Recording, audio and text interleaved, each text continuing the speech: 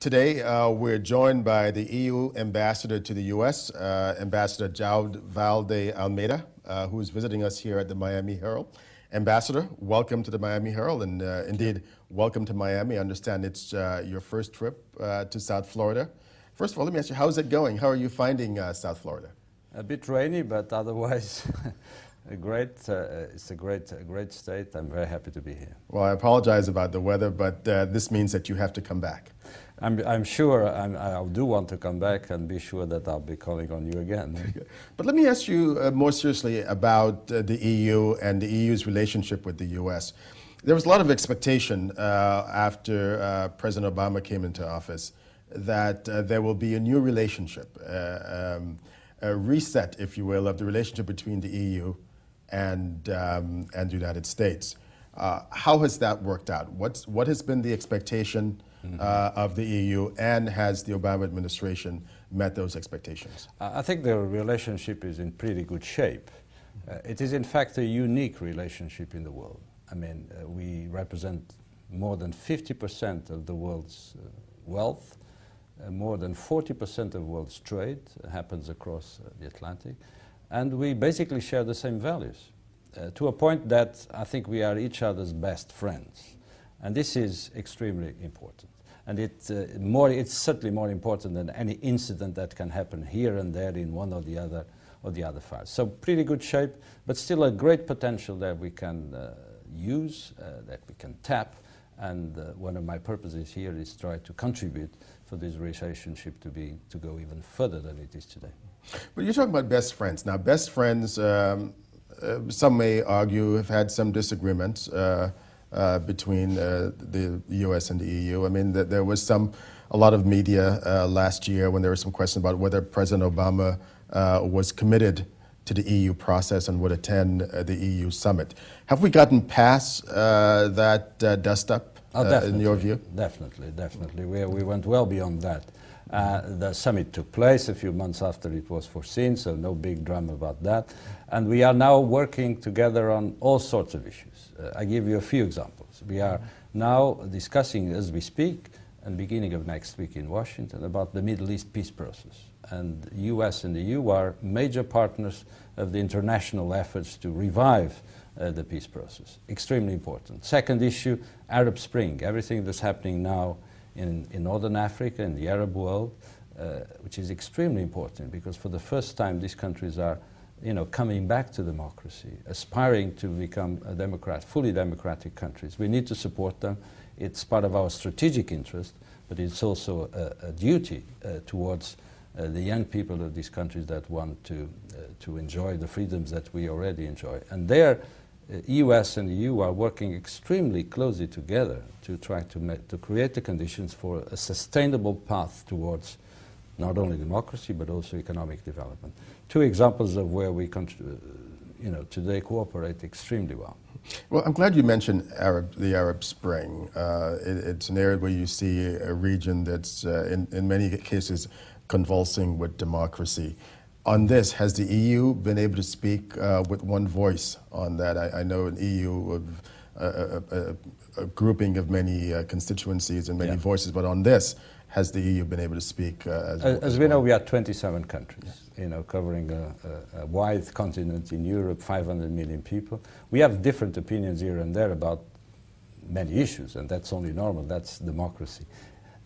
On this particular issue, we are all together saying that we need to support the aspirations of the Arab people, the people in Northern Africa. Clear commitment from Europe to support the democratic process. And supporting the democratic process means not only helping them establish solid and deep democracies, not only electing a government here and there, but creating the solid foundations for democratic societies, but also helping them develop. Youth people in the Arab world, they want jobs. They want freedom, they want jobs. We need to help them, elevate their levels of consumption, their quality of life, the quality of the infrastructures of these countries. And I think there, all Europeans are together in saying this is our responsibility. It is also our interest because this region is in our backyard. So we need to ensure stability for the sake of our own security. So you will find a common voice, a common message from Europe on that. And then each country can contribute in a different way. If you take the situation in Libya, we have some of our member states contributing in a way that others don't. But that's part of the differences that exist inside the Union, the diversity that exists inside the Union, which for us is a good thing. Which brings up an interesting question, though.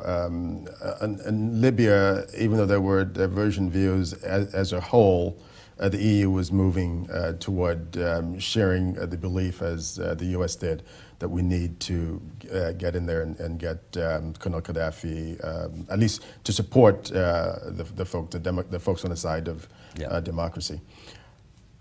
What about Syria? We're not seeing the same type of aggressive action in Syria that we have in Egypt or in Libya.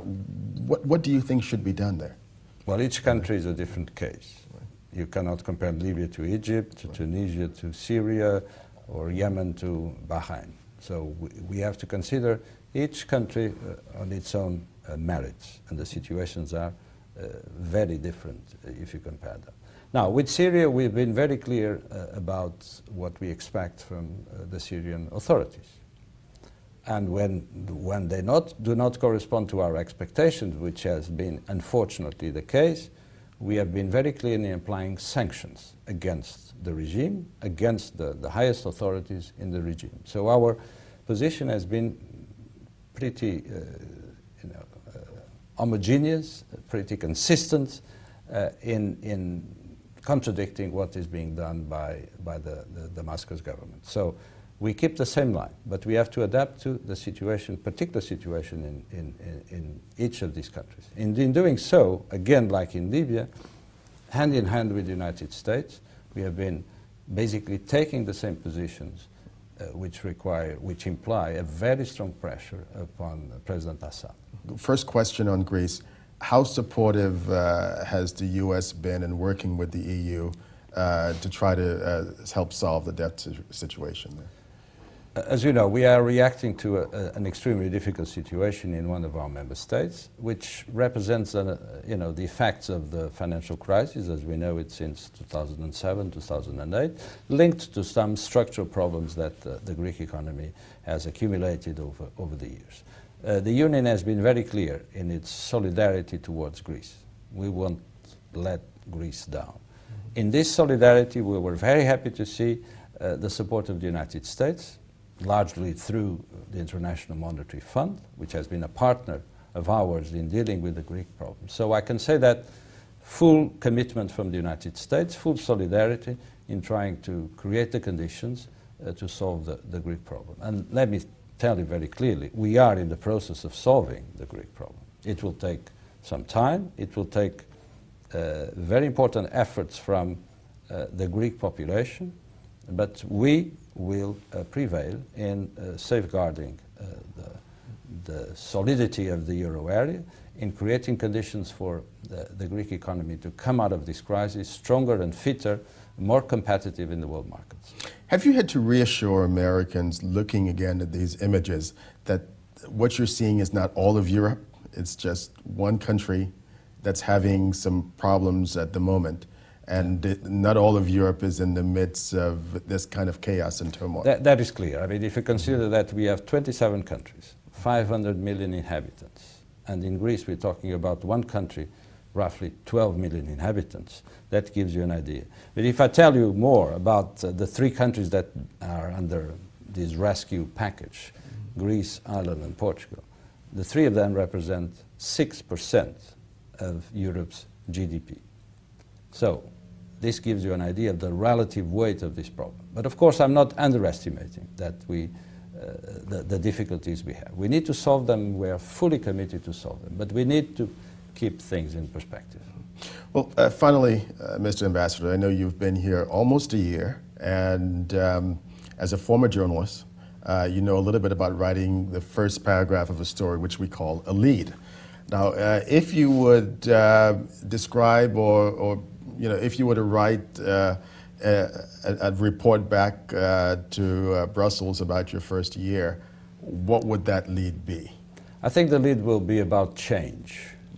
The change that is happening in this country after the election of President Obama, but also the process of changing of an industrialized society that suddenly is facing strong competition from emerging economies, that has to deal with some structural problems, the debt, the deficit, the aging of the population, the demographic imbalances, but also the intercultural challenges that one has in these countries as much as one has in Europe. So a few elements of change which makes it so fascinating to be here and observe you and this great society.